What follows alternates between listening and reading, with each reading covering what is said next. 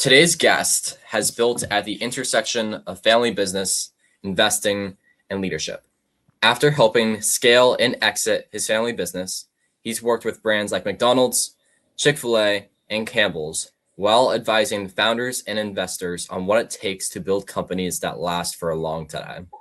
He's learned from leaders like Tony Robbins, Jesse Itzler, and Ed Mylett, and even brought lessons from the professional sports space into business. In today's conversation, we'll explore the hidden advantages family businesses create, what separates great operators from great investors, and how world-class leaders think about relationships and social capital, and why success without health, without purpose, and without identity often come at too high of a cost. Justin, welcome to the Operator Podcast. That's a cool intro, man. Thanks for having me. I appreciate it. Anytime. So just to get started, Justin, what's a lesson that your family learned early on that most first-time founders still struggle to learn? That could be a whole podcast in of itself. A lesson that we learned early on. I would say a few things here. I would just say, if you are starting a business, just know why you're starting it. I think, you wouldn't start it like starting a business without a purpose just means it's going to fail. I think the same thing can be applied to your life, but really understand like why you're doing it. I think be excited about it. Most founders usually just, at least in my experience, they're just chasing a dollar, don't really know what they're chasing at the end of the day. So I think that's important. If you do have business partners, make sure they're actually good business partners and you guys are pretty aligned on things. I think, in my case, family business is a little bit unique in that sense, but it can get ugly, man. Like it's not all sunshine and rainbows. So you really got to make sure your values are aligned at the end of the day. And again, just know what the end goal is. Like if you want to build a business to sell it, you're probably going to build it a little bit differently than to hold it and maybe pass it on to the next generation. And I think just gaining that clarity about, again, why you do what you do every day and understanding like what problem are you solving? Because again, the point of a business is not to make money, which a lot of entrepreneurs say. The point of a business is to solve a problem. So if you can wake up and solve a problem and get really clear on that and get really good at that, like you're going to make money as a byproduct. So understand that issue really clearly and how you can help solve that better than anyone else, and you'll be successful financially. So to follow up on your point, you mentioned that if they don't have a purpose, they're eventually not going to succeed with business. Let's say if the person doesn't really have a purpose and just decided to make a quick buck, what's the hidden cost of learning that lesson too late?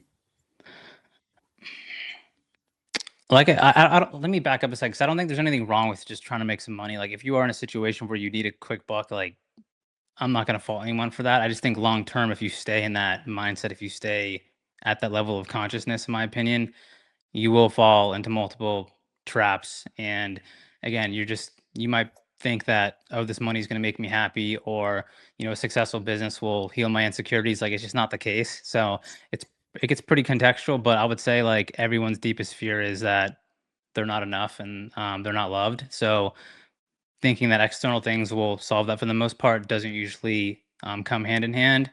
And so if you're just trying to make a quick buck, get the money, become financially independent, but then realize like, hey, there's more to life than just making some money, 100%. I want to get very tactical for today's conversation. I want to give you a very quick scenario. So imagine two founders walk into your office with the exact same type of business and identical metrics. So revenue is the same, etc. One gets your capital, but one doesn't. What are a few things that separate the person that gets your capital versus not? It's a good question.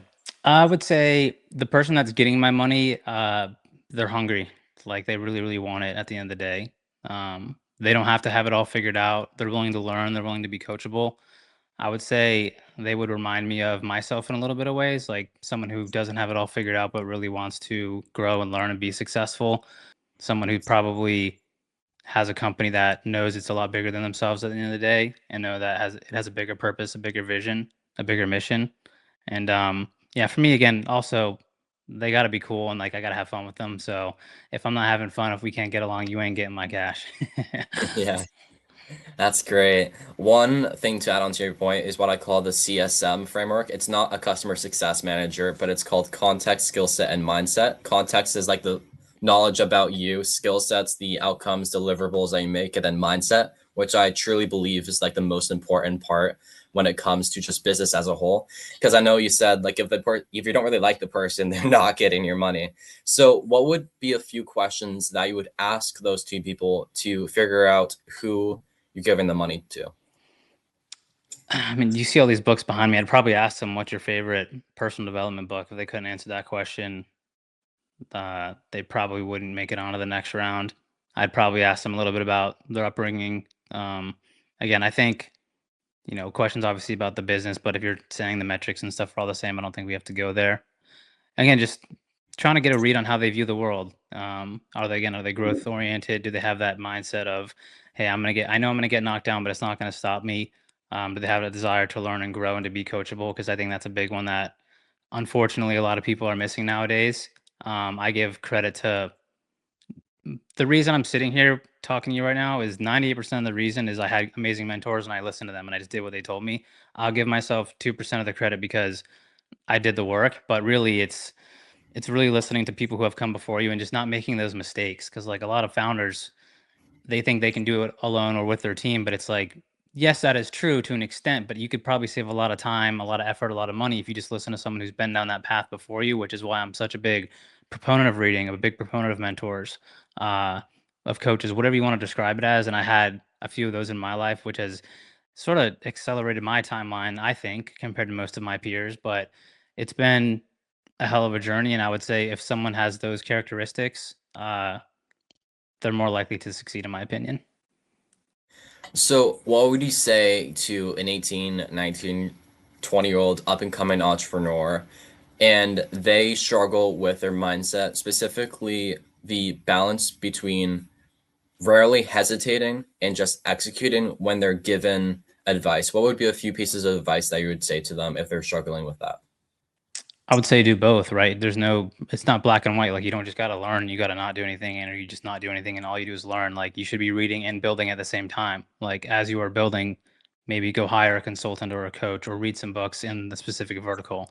Like there's no reason you can't do both. That's what I did. Like you're also going to learn as you're doing the thing itself, right? So if you do make a mistake, make a note saying, okay, I'm never doing that again. Or next time I come into this situation, I'm gonna do something a little bit different. Or I got this advice to take a left here. I'm gonna take the left, So you should, I'm gonna speak to myself in this situation. If I had to give myself advice when I was 20, 21, you're 19, I would say read more books, like double down on your brain, invest in yourself more. Like this is the most important asset you have. So learning how to communicate with other people, deal with people, just get that knowledge, foundational setup so where you're just more intelligent than other people, to be honest. And that's like, again, if we all knew everything we needed to do, we wouldn't need to be learning. So like, you're always gonna have to be learning. That's never the case. So for me, it's just I would read a ton more. I would probably listen to some more podcasts, and I would still, as much as I'm learning, I'm matching that with my doing. And then if I just don't stop, there's no reason I'm not going to be successful. Like I might be failing a ton, but you give me 5, 10 years, like I'm going to be a lot further ahead than most people who are either just doing and making a bunch of mistakes and maybe getting ahead versus those who are maybe just learning and doing nothing, which I don't know if those even exist, but uh, that would be my take there. That you're not competing against the 99% of people, you're competing against the 1%. And there's the ever increasing gap between the competent and the non-competent, and then they're competent and the extreme competent. So I know you've been around super high level people. What is one memory that you've had, whether it's Jesse Itzler, Ed Mylett, etc., that you believe has shaped you the most? Oh man. There's so many between those three names because they've all really influenced me in a big way. But I'll give you one from Jesse because I was hanging out with him like 2 weeks ago. But this was probably from last year when I was hanging out with him at his house in Connecticut. We were just chatting and he brought in some speakers and he was speaking to the group and he said something that I'll like never forget because it was right after we sold our company. And again, he's had a lot of success himself. So hearing this from him was pretty cool. But he was talking just about, again, like your life resume, which he speaks a lot about, but just your life in general, right? And he was talking about, we were talking about business because it was sort of a business conference. And he was like, guys, I know you were here to learn business, but I actually want it to be a lot more than that. I know a lot of very successful people. I know many, many billionaires who are better than business than I'll ever be. And I remember him saying this because I just thought it was badass. And he's like, but I'm better at life than they'll ever be. And I resonate with that a lot because again, I when I was growing up, I just wanted to be the successful entrepreneur. I just wanted to make a bunch of money and I thought that would solve all my problems. Certainly not the case. But as I was growing older, I started meeting a lot of these people because I was doing the work, I was networking, I was becoming a little successful myself, and I was going to these events and I would meet all these high level people. And then I started to realize very fast, I was like, dude, I don't want to be like 99% of these entrepreneurs because they are just very wealthy. The rest of their life, from what they've told me, doesn't look that great because a lot of them were out of shape. They didn't have that great of relationships around them, and they were not. Again, I'm a fulfillment guy. They weren't fulfilled in my opinion, and so they had the wealth bucket really high, but the rest were really low. And to me, and like Jesse talks about, all four of those are at a high level, which is what like my book's about. We were talking about earlier, and so just knowing that, I was like, okay, what do I have to do differently? You don't got to be a billionaire or a multimillionaire to have a great life. So it's just taking a step back to really know yourself and put the pieces together to where as you're making money, your health does not decline, your relationships get better, and then you do ultimately find fulfillment at the end of the day because that really is what everyone's searching for. And so for me, it was just understanding like, okay, Jesse just said this, like that was fucking cool. Like, how can I learn more from this dude? But understanding like again, business is just one slice of the pie, and you have to be so. Point in the cases here is like be very careful who you listen to, be very careful who you emulate because if you're watching, and no offense to Elon Musk because I think he's a genius and like the best entrepreneur ever, but if you're taking all your business advice from Elon Musk, you might the rest of his life might come with it, which is like, do you want that? So like, what do you again? What do you want? What are your goals? I was asking you this beforehand. So like, if you're listening to someone, the rest of their life in that context comes with it. So like, get very specific and understand like, what do you actually want? And if you're someone's giving you advice, do you want their life? And if not, sort of take the best, leave the rest. And that's sort of how I view things. But Jesse for me is like he's someone who lives life at a great high level, and I think he's online so people know him, but there are other people in my life who do the same. And just those three names you mentioned, like all of them are very successful, and I admire all of them. But that message from Jesse and just hanging out with him a few weeks ago at his house in Connecticut, like we were just on the sauna boat in the middle of the lake, just chilling, like sauna multiple times a day, working out, hanging out, like just having fun, man. And like I think in business, fun gets lost a little bit. So it was just cool to see him, operate his life and just learn from him how he structures his day and stuff like that, which is more of what I want to be doing. Mhm. That's great. One thing to add on to your point, it just all boils down to what you're optimizing for in the first place. And you can learn a lesson from everyone, whether it's a homeless person on the street of what not to do, or a Elon Musk on what to do on the health, like the wealth side, but not the health side. So I know we talked a little bit about mindset, and I want to put a pin on that briefly. You've transitioned from more of like an operator to an investor now, investing into people, allocating capital, etc. What's the biggest mindset shift between becoming a great operator to becoming a great investor? Well, I think to be a great investor, you got to be a great operator first. I know a lot of people in the investment world, and I don't think they could flip the roles. Meaning, if you place the investor in the operator role, they would struggle. But if you place the operator in the investor role, I think they do a lot better. So I think if you want to be a great investor, I've learned this just seeing a bunch of deals and learning about business by doing it is like you just learn more by doing the thing. So if you can do the thing and you transition to investing, you're just going to understand a lot more than someone who just has seen a bunch of decks and seen a bunch of Excel spreadsheets and been sort of pie in the sky. I don't think business is that way because there's a lot of stuff that's comes with a business that's not in a pitch deck. It's not an Excel spreadsheet. And what you don't know can kill you in a business. So for me, I think it's not something like I just sort of picked up on, but I realized it pretty quickly when I was interacting with other investors in the space that didn't really know what they were doing, to be completely fair. And so I sort of learned that about myself. And I've also learned too, it's like it's not the most fun thing for me. So I do a little bit of both. Like I'm in this process right now of starting this new venture studio. We have our family office as well, which I buy and invest in companies too. But I don't want to be as day to day, but my day to day is more of finding the great people, placing them in. I can come in as needed, so I can do again the things that I want to do, which is play tennis or write my book, stuff like that right now. So I'm doing a little bit of both, but to answer your question, yeah, I think to be a great investor, I think you should operate first, 100%. What would be some great examples of people who are great operators and great investors? In a sense of like who became who were operators who became investors, or just Either or. uh trying to think of some that are more well known. I mean, the best one of the best entrepreneurs of all time, in my opinion, is Warren Buffett. I mean, Charlie Munger, you can always learn something from them. Uh, Warren Buffett, I think he wasn't like again the most operational heavy entrepreneur out there, but he still, when he started Berkshire Hathaway, was pretty in the weeds and scaled that thing to the monster that it is today. And he's just insanely smart. And so I think reading his shareholder letters are a must if you are in business. Charlie Munger's one of my favorites as well because he has so many amazing quotes. He's just so witty too. I think his books are great, and he's dead, so you can't learn from him anymore besides his videos and books. So he's one of the goats. I think. I mean, I guess you can consider. I mean, Mark Zuckerberg, Meta. I guess now Meta has acquired a ton of companies.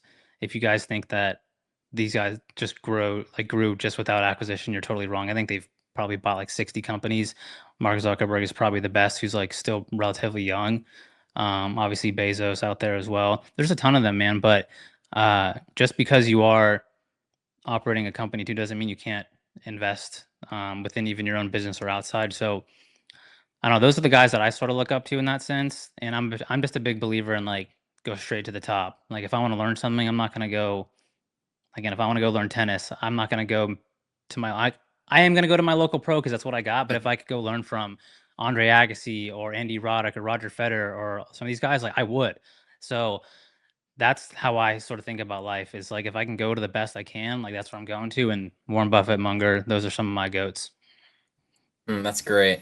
And a few examples because I used to be like in the stock market and read all the greats of whether it's Reminiscences of a Stock Operator by Jesse Livermore or the Ben Graham book, which I think is behind you. Probably. Yeah, probably. And the other thing too is I always hear the never-ending debate of should you listen to a person like say business is a mountain, should you listen to the person a couple steps ahead of you or the one at the top, and there's like strengths and weaknesses for both. You were kind of arguing you learn from like the straight top. What would be some reasons why you would listen to a person just a couple steps ahead of you? Great question. Well, I think you can learn from anyone, right? So I think it's important not just to only listen to the best of the best, but if someone's only a few steps ahead of you, like they can see if you're trying to be like them, assuming they can tell you, hey, Justin, hey, Jack, I just went down this way. It doesn't work. Go this way. I'm still in the game. So like they can probably give you the stuff that's a little bit more in the weeds. But again, I think if you're listening to anyone, they should have what you want out of life and they should have your best interest in mind. Also as a caveat there, but the best of the best, man, there are things that they've just seen. There's more things that they've forgotten about that we know at this age where it's just like, again, I think 1 hour with like a Warren Buffett would be like 5 years with like me right now, like not even close. So like his just knowledge and expertise is just so high up there where it's like I'd pay a lot of money just to like have lunch with him or like have dinner just so I could learn that because I think again that knowledge would just accelerate my timeline to where I want to go. But to learn from someone a few steps ahead of you, I don't think that's a bad thing. You could also learn what not to do, which could be very useful. So again, I think like you said earlier, you can learn from everyone, but if I'm picking at the end of the day, I'm going to choose those who have been there, done that because I believe they're there for a reason. They're better than everyone else. So like why would I not learn from them? I know you mentioned if you had the opportunity, you would have like a lunch or dinner with Warren Buffett. Unfortunately, he doesn't do those things anymore, to my recollection, which is a bummer. But it's like only $1 million donated to charity, and that's it. So everyone is presented opportunities every day, whether it's turn left or turn right, etc. How do you screen between a good business versus a great opportunity? A good business between a great opportunity. In what sense? Like, what do you mean? If you're evaluating a deal of like, hey, should I meet Justin, allocate time, energy, effort into this? How do you figure it out if this is a good business, something that I would invest in versus a great opportunity I'm interested compared to, and then deciding not to? Got it. Well, I think your filter, you just gotta have like your guardrails up and like again, knowing what you have your unfair advantage in. Again, my background is food and bev. I also have a soccer team that I'm a part of, but I knew nothing about the sports industry. They just had a great team that I've known for a little bit. And I was like, I'm gonna come along for the ride because I have an interest in this and I want to do it. And if I lose my money, whatever.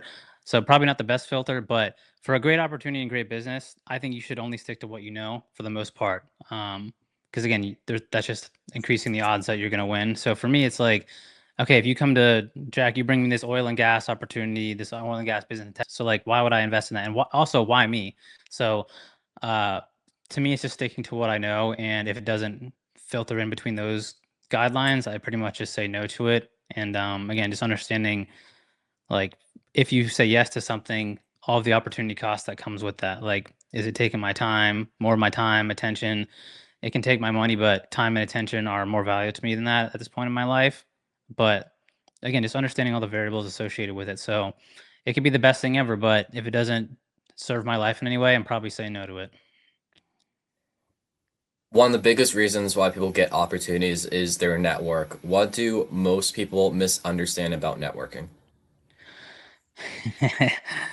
That's a funny question because I get asked this all the time too. I think the biggest mistake or one of the biggest mistakes is just trying to be a taker before you're able to provide value. Like so many people come to me just asking for stuff. I'm trying not to curse. And it's just like, dude, I appreciate you reaching out and like wanting to, take the time, but I got stuff going on. But if you could provide some value to my life or like show that you're a serious person, like I'm more likely to engage with you. Like the law of reciprocity is a real thing. And so not just to use that in a manipulative way, but like to actually care about people and to say like, I've read your Twitter posts or your YouTube, I've watched your podcast. Like, you help me a lot. Like, I would love for you to do this. Like, this is what I've done with it. Even just like a compliment, you'd be surprised is adding value to someone. So, that would be my first probably mistake is like, don't just go in trying to get something out of it. Go in with these two things in mind. How can I serve someone and what can I learn? And over time, I think you'll get what you're searching for. But just give first and you'd be surprised, man. Like most people are just trying to take stuff, which is exactly why it's sort of paradoxical. The world is very paradoxical, this life we live. But like the more you give, the more you get in a way. So if you can just help out a little bit, I think it goes a long way. And so just flip that. And I think that'll be a big unlock for networking. That's interesting. So, to give you more of a scenario, and you maybe have been asked this before, if you woke up tomorrow with no audience, no capital, and no company, but kept your experience and relationships, what would your first 90 days look like? I'd probably have to start another business if I had no money. So I'm probably calling a few manufacturing companies. I'm getting my team together.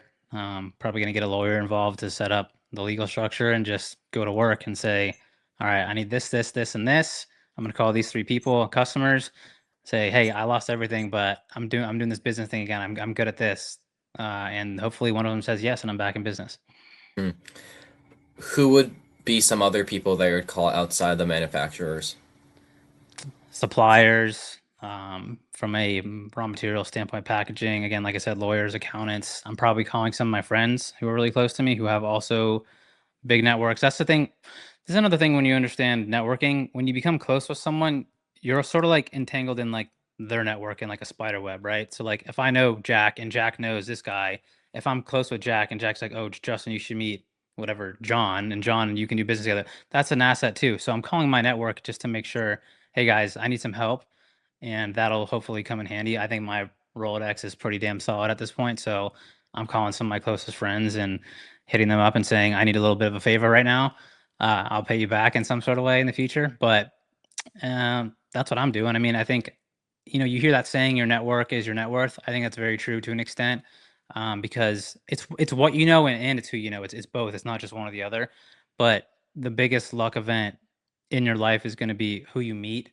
And again, at the end of the day, if you're in business, you're in the people business, you're in the behavior business. You're just dealing with human beings at the end of the day. So the stronger relationships you have, the more you're able to move mountains.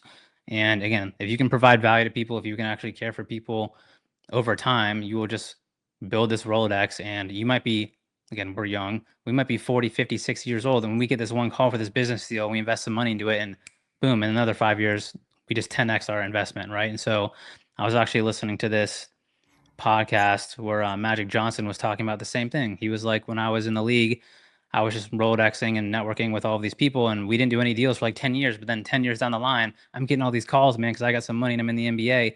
And like, look at him now. He's a billionaire who owns sports teams, multi-billionaire. So again, I think it's just playing the long game. with everything in life, there's skill sets and then there's sub skill sets. What is a sub skill set in business that you believe is the strongest for you? Strongest for me. I think I'm pretty good at reading people. So I don't know if I would call that a skill set or a sub skill set, but just understanding people's desires, needs, being able to set them up for success. Because uh, again, like I said earlier, in the people business, if I have two people, but one of them is in sales, but they're not really, again, maybe personality wise, not set up for sales, they're more of an internal, let's just call them a supply chain or accountant or whatever. And then I got the vice versa. Like I'm going to swap those people and my business will get better and their lives get better. So I guess just understanding people. I've read a lot of books on psychology. From a young age, I was just very interested in it.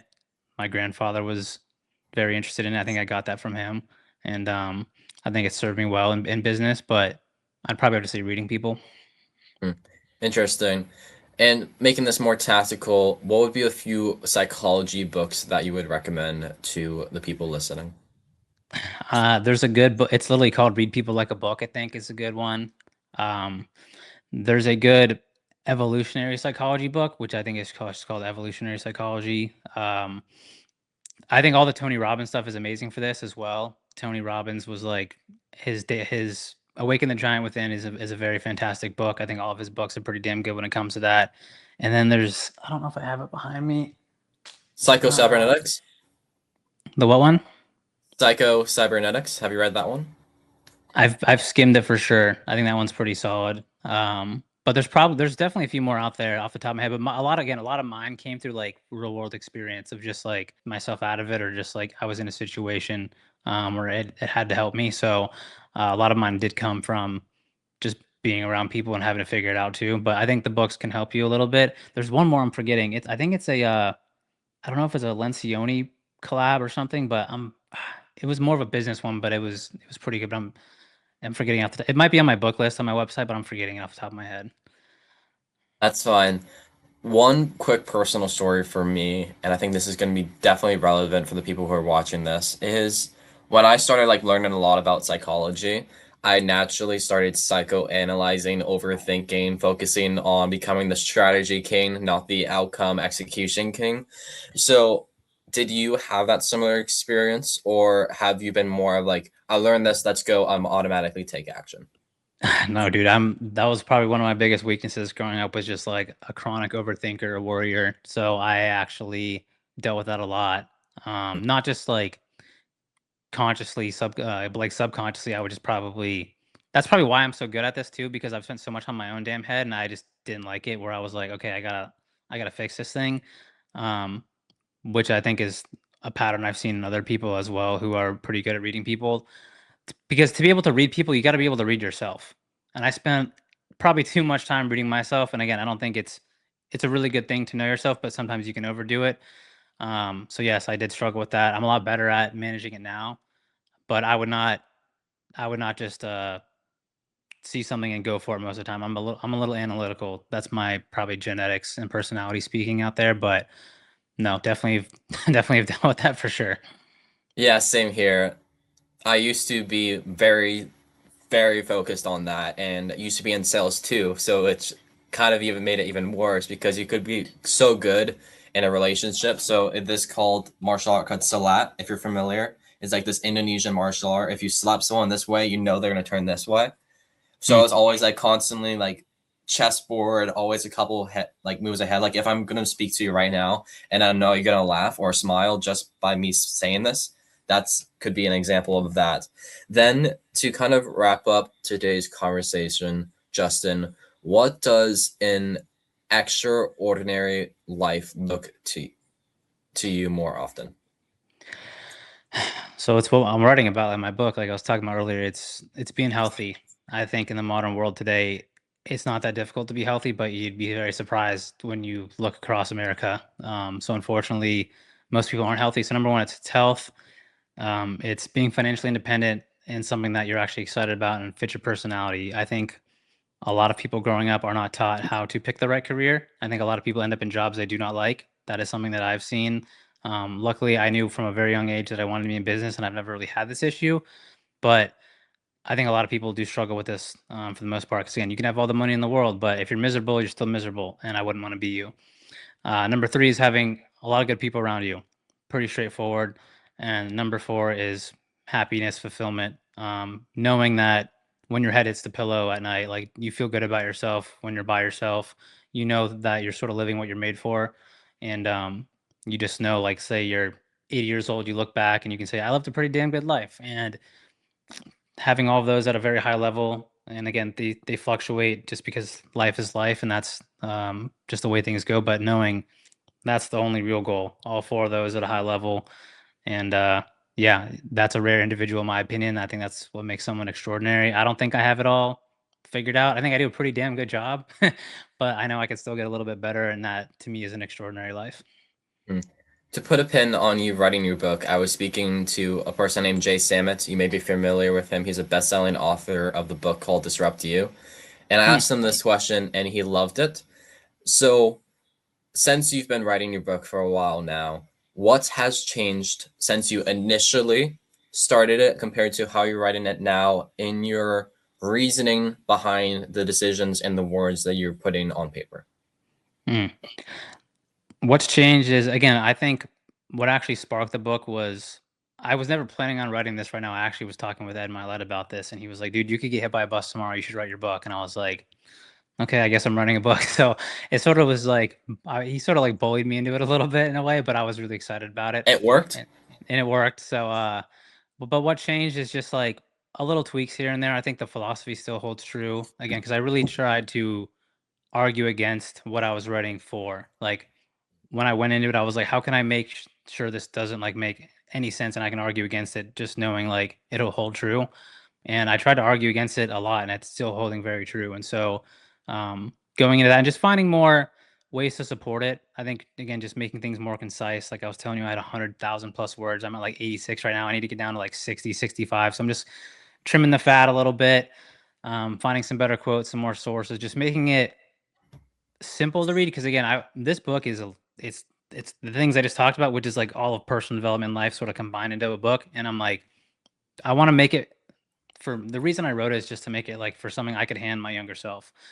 All the little practical stuff you can do right now if you're beginning into personal development, you want to improve your life, live a better life, and make it simple and easy to understand. So it's just doing that. And sometimes I can over explain things if you haven't noticed that being talking to me right now. And so just making sure what is in my head comes across on paper in a way that sounds good because it's again it sounds great in my head and then I put it on paper and I'm like what the heck am I doing, so it's just making sure it's a great book and I have a team of people helping me now so that's changed as well and just making sure I can put out the best book possible for the ability that I have right now and hopefully I got a few more books in me because I do enjoy it even though it has become sort of a pain in the butt and yeah hopefully it'll help some people along the way too.